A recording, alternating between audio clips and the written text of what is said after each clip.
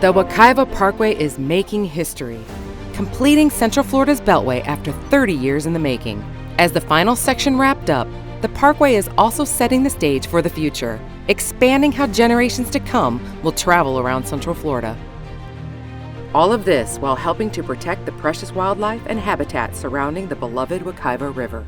The journey to the Wekiva Parkway has been driven by the Florida Department of Transportation, Central Florida Expressway Authority, and Florida's Turnpike Enterprise. The agencies extensively collaborated with state and federal agencies, local governments, environmentalists, and thousands of stakeholders. There's many parts to this puzzle, and they all had a piece, and we needed to get their buy-in, get their comments. Just as important along that journey have been the tireless efforts of the many men and women who did the heavy lifting to make the parkway a reality. Everyone knew the stakes were high in building the parkway through the Wekiva River Basin, and the agencies were dedicated to preserving this natural treasure. The Wekiva River is a stunning natural gem. This national wild and scenic river, a Florida outstanding waterway, runs through a protected area encompassing thousands of acres of natural habitat. The Wekiva River Basin is home to sprawling habitat and wetlands, springs, and rare or threatened wildlife species. That includes burrowing owls, gopher tortoises, indigo snakes, and the Florida black bear. What makes this area very critical for wildlife is its connectivity, and these are incredibly important habitat corridors that link the Wekiva Basin all the way up to the Ocala National Forest.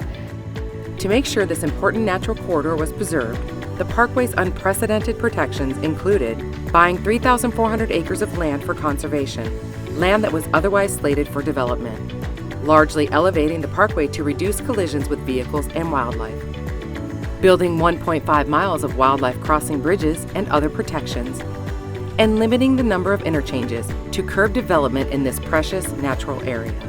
To say there was a pressure to build and finish the parkway is an understatement. That meant hundreds of agency and consultant staff worked for years on every parkway facet, from planning and permitting to right-of-way acquisition, design, and construction. The Florida Department of Transportation in 2013 broke ground on the first parkway section. This 3-mile-plus stretch put wildlife protections front and center. Central Floridians got their first look at wildlife fencing, jump outs, and bat houses. A floodplain bridge allows animals to safely cross beneath traffic between habitats. When FDOT opened the first parkway stretch in 2016, the stage was set for other sections to follow. CFX followed suit, building their first 5 miles of the parkway in Apopka. CFX developed the overall aesthetics concept to provide that parkway feel, akin to beloved scenic highways around the country. Rustic-looking, stone relief and arched beam facades help the parkway blend in with the natural surroundings. The coordination between the district and Central Florida Expressway Authority and the Turnpike has been ongoing from day one until today. CFX's next parkway sections featured a systems interchange, connections to State Road 46 in Mount Dora, and to FDOT's section at County Road 435. CFX's 10 miles of the parkway allows Orlando area residents to quickly get to Mount Dora and other Lake County destinations. To build the parkway through the Rock Springs Run State Reserve, Seminole State Forest, and Lower Wekiva River State Preserve, FDOT had to accomplish some monumental feats of permitting and mitigation. As a national wild and scenic river, the Wekiva River's outstandingly remarkable values, wildlife habitat, recreational purposes, and natural scenery had to be protected. How do you protect scenery? Well, we had to minimize contrast to the greatest amount possible. This was a completely new concept to us because we had to make the bridge blend in.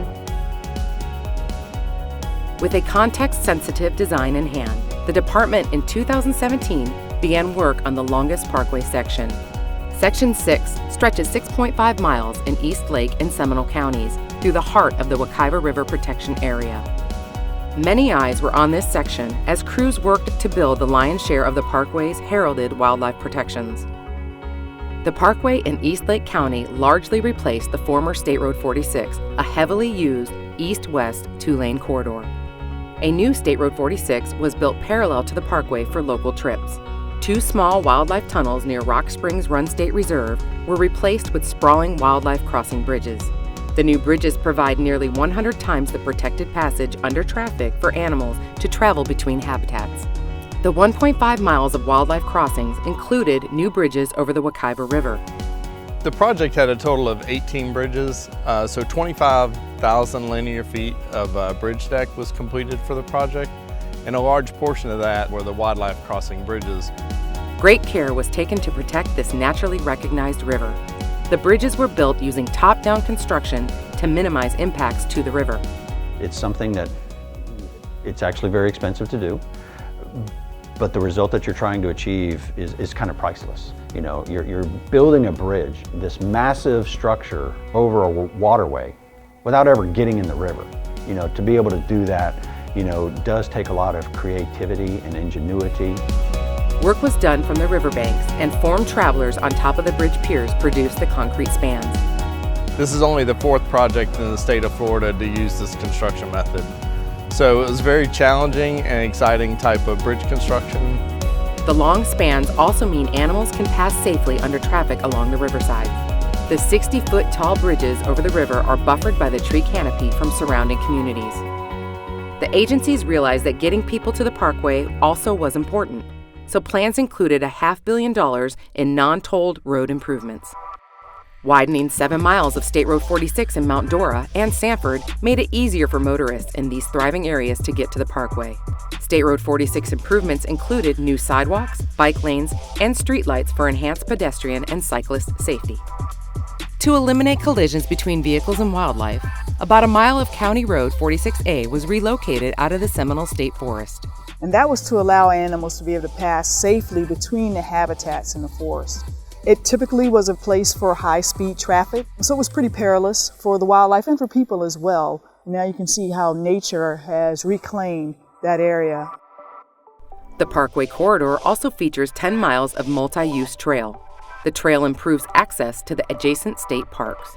Building the parkway included setting up connector roads to maintain property access to State Road 46. 2018 was a big year for the Wekiva Parkway as FDOT began building the 2 remaining sections that would link it to I-4. Crews began working on Section 7A in Seminole County. This parkway stretch is paralleled by State Road 46 on both sides and included about a dozen bridges.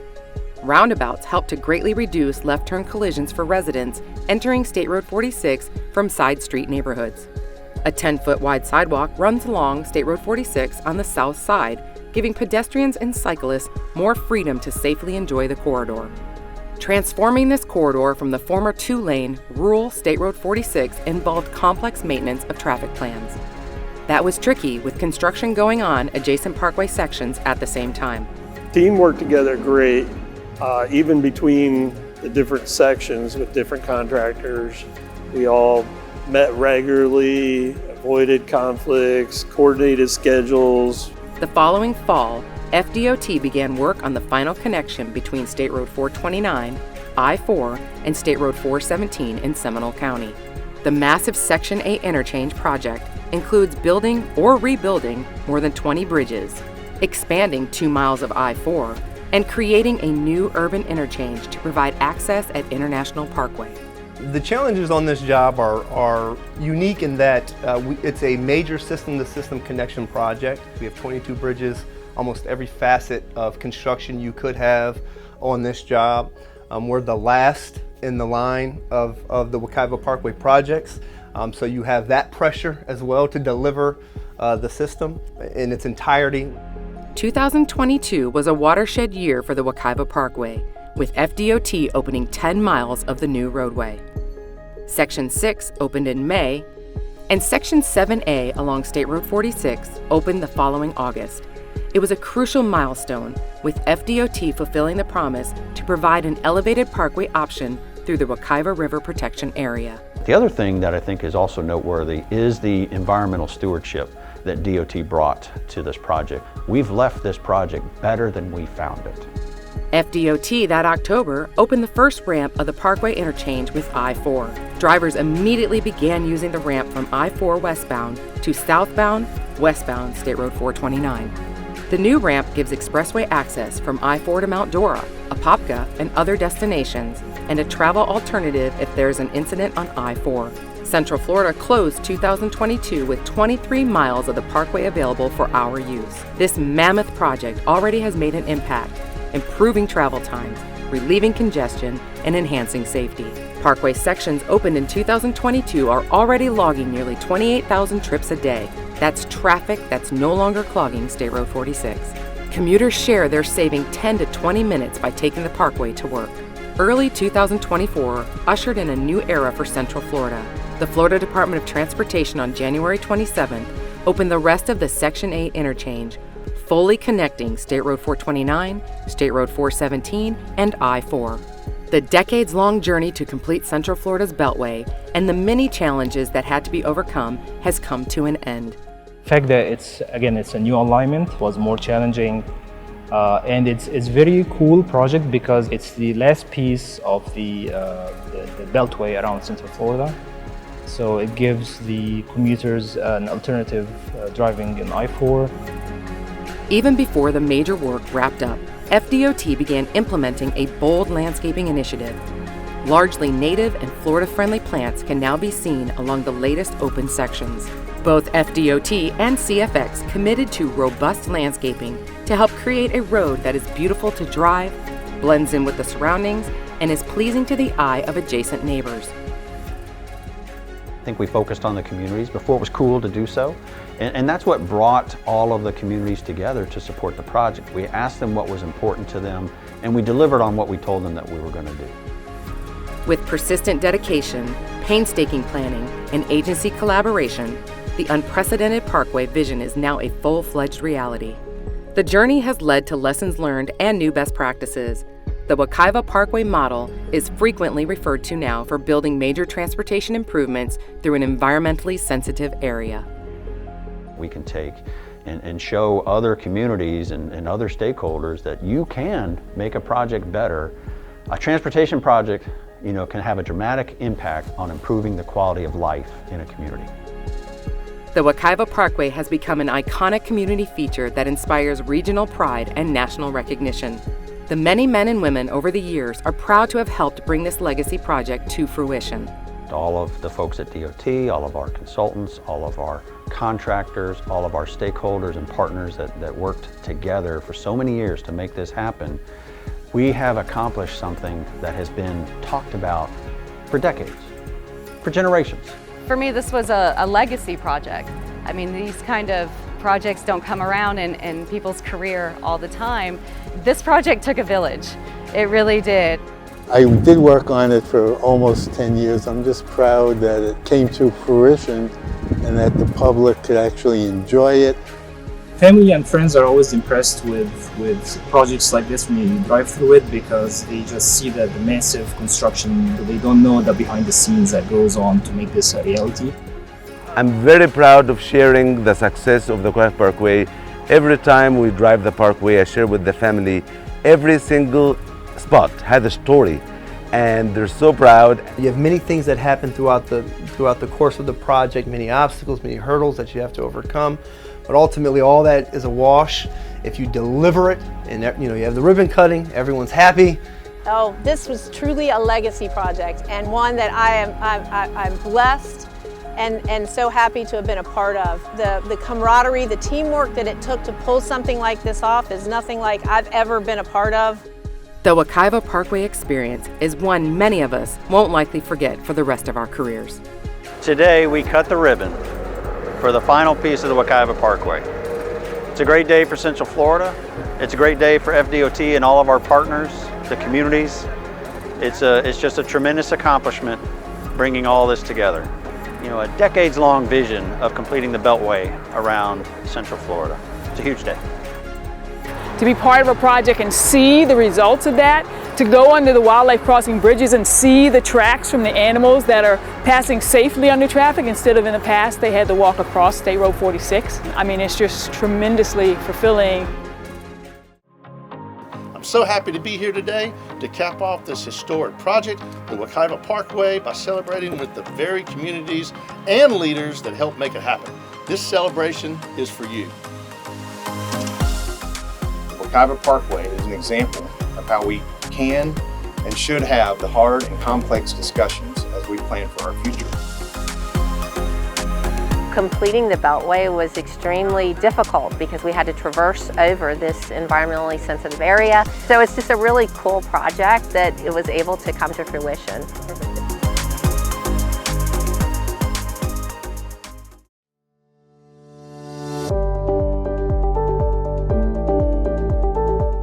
It takes some time to tell the story of a project as big and as bold as Wekiva Parkway. We're going to ask some of y'all to come up and share some reflections and perspectives of what y'all endured, had to overcome, to get to where we are today. We stretched boundaries. We didn't just accept the fact that this is the way we're going to do it. We learned a lot of new ways to do things. We broke through a lot of barriers, a lot of self-imposed things that we do at DOT. Oh, you have to have this done first and that done first. But that was what was really cool. We were able to all come together with one common mission and be able to accomplish this goal because we all knew we were in it together. Thank you to everyone, not just consultants, but all the DOT team that went through this whole thing. Structures, drainage, roadway, utilities, everyone pitched in for this, and it really is a big success. For the whole corridor to be built in your career is very unusual, so I'm very blessed. You can improve things sometimes with a construction project, and I think this is a perfect example of how we've done something really good. We've actually increased the wildlife crossings and made them better than they were before. I'm just fortunate to be a part of it because I think the people in this room right here is what really made it happen. I've had the opportunity to work on 3 legacy projects, Sunrail, I-4, and Wekiva. All of them have their own stories. All of them were very exciting projects to work on. But this one, we tried a lot of new things on this job. A lot of innovative things, and can't thank Frank enough, can't thank Alan enough, and can't thank the right-of-way and surveying and mapping team enough. 3:45, I started getting nervous. We were supposed to open at 4. I was supposed to text people and call people if we didn't open at 4. And finally the MIP truck comes by and goes, "We're opening the road." Oh, thank goodness. A lot of back and forth with ideas. How do we do this? How do we not do this? Do you remember that time it didn't go so well for us? Like I said, this was one of those, okay, we pulled this off, what's next? Everybody took the time to explain their perspective and help us get there. But what sticks with me the most is the people and the relationships that we built and still have today. I got to know people on this project that had kids. The kids grew up. I got to know people who, are no longer with us. And there's still so many folks out there that we connected with as part of this project. And I don't think we could have been successful if we hadn't done that. There was certain people that had no confidence that we could get it done.